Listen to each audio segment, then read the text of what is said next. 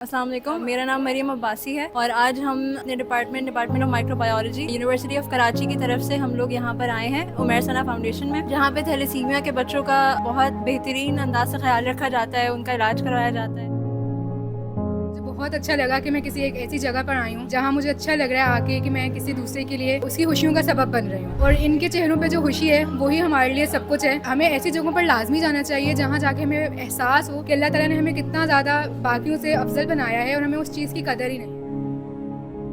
मैं एक छोटी सी चीज़ कहना चाहूँगी, किसी के दुख की वजह बनना बहुत आसान है, लेकिन किसी की खुशी की वजह बनना बहुत मुश्किल है। एंड आई एम ग्लैड कि मैं किसी की खुशी की वजह बनी।